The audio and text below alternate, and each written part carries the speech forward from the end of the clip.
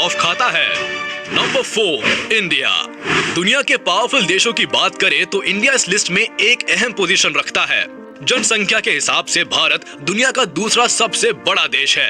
एक तो बढ़ती जनसंख्या को आप परेशानी का कारण मान सकते हैं, लेकिन अगर इसका पॉजिटिव साइड देखें तो हम इसे ह्यूमन कैपिटल के तौर पर देख सकते हैं, जिसे तरीके से यूज करके काफी यूजफुल बनाया जा सकता है। दुनिया के कई देशों ने अपने आप को महाशक्ति बनाने के लिए आर्थिक सुधार पर जोर दिया और इंडिया भी इस दिशा में आगे बढ़ रहा है। पिछले 4 दशक में भारत जबरदस्त ताकत के रूप में उभर कर सामने आया है।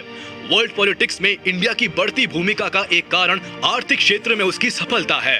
दोस्तों, 1990 से लेकर अब तक करीब 6.5% की एवरेज ग्रोथ रेट बनाए रखने का कारण भारत के लगातार विकास की गति जापान, जर्मनी और रूस जैसी बड़ी अर्थव्यवस्था वाले देशों से भी आगे बढ़ रही है। एक रिसर्च के मुताबिक अगले 20 वर्षों में भारत की अर्थव्यवस्था विश्व की दूसरी सबसे बड़ी अर्थव्यवस्था बन जाएगी। रिसोर्सेज के मामले में इंडिया के पास विशाल और लगातार बढ़ती आर्मी पावर है। इस तरह अमेरिका, चाइना, सऊदी अरेबिया और रशिया के बाद अब इंडिया वर्ल्ड लेवल पर सबसे अधिक खर्च करने वाली 5वीं मिलिट्री पावर है। मिलिट्री पावर बढ़ाने के लिए इंडिया पिछले 3 दशकों में हथियार खरीदने वाला सबसे बड़ा देश बन गया है। ऐसा माना जाता है कि इंडिया 2030 तक वर्ल्ड की 3rd सबसे बड़ी मिलिट्री पावर बन जाएगा। वही इंडिया के पास वर्ल्ड की सबसे बड़ी परमानेंट आर्म्ड फोर्सेस है, जो देश को सिक्योरिटी देने में सक्षम है। लेकिन कोई देश केवल मिलिट्री और वेपन से ही पावरफुल नहीं बनता, बल्कि फिजिकल रिसोर्सेज के अलावा सॉफ्ट पावर भी जरूरी है। इंडिया के पास सॉफ्ट पावर का भी विशाल खजाना है। लिटरेचर, आर्ट और कल्चर इंडिया की सबसे बड़ी शक्ति है। फिल्म, इंडियन फूड, क्रिकेट और योगा के चलते वर्ल्ड में इंडिया की पहचान लगातार बढ़ती जा रही है।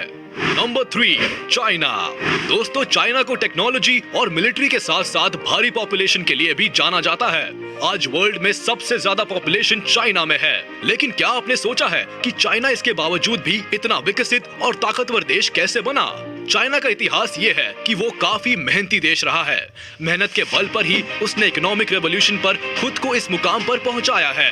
केंद्रीय नियंत्रण वाली स्थानीय सरकार, आर्थिक सुधार कार्य, स्किल्ड लेबर जिसे ह्यूमन कैपिटल भी कहा जाता है, विदेशी निवेशकों के लिए बेहतर माहौल जैसे कई मजबूत कदम चाइना को पावरफुल बनाते हैं। जीडीपी के मामले में अमेरिका के बाद चाइना दूसरा बड़ा देश है और अगर भारत से तुलना की जाए तो चाइना की अर्थव्यवस्था भारत से 4 गुना ज्यादा है। डायरेक्ट फॉरेन इन्वेस्टमेंट को अट्रैक्ट करने में चाइना दुनिया का तीसरा सबसे बड़ा देश है।